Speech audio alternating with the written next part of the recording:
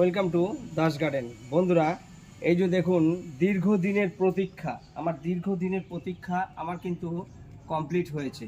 দীর্ঘদিন বলতে গেলে আমি আপনাদেরকে এতদিন দেখিয়েছি যে লিকুইড সার বানাচ্ছি, জৈব সার বানাচ্ছি।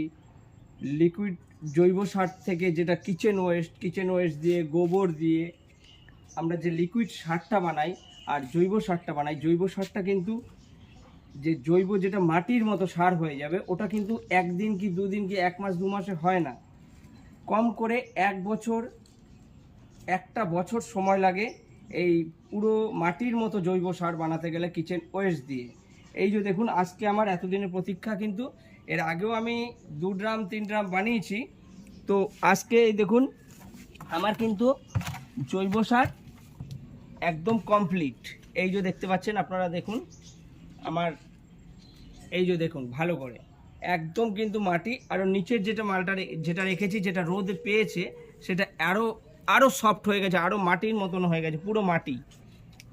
এতে পুরো কিচেন ওয়েস্ট, জৈব গোবর, কাঁচা গোবর, আরও দিচ্ছিলাম কি আপনার যে ভাতের মার বা কাজ মিটাবার পরে যেটা বাকিটা আমার থাকছে, সেটা আমি ফেলতাম না, আমি এই টবের মধ্যে, এই ড্রামের মধ্যে দিতাম। তো এই ড্রামের কিন্তু আমার দেখুন পুরোটাই, এই যে দেখুন কত সুন্দর, এই যে দেখুন পুরোটা কিন্তু আমার রেডি হয়ে গেছে।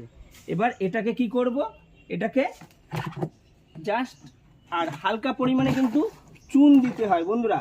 হালকা পরিমাণে চুন দেবেন। চুন দিলে হবে কি, এর যেটা খারাপ ব্যাকটেরিয়া কিন্তু নষ্ট হয়ে যাবে।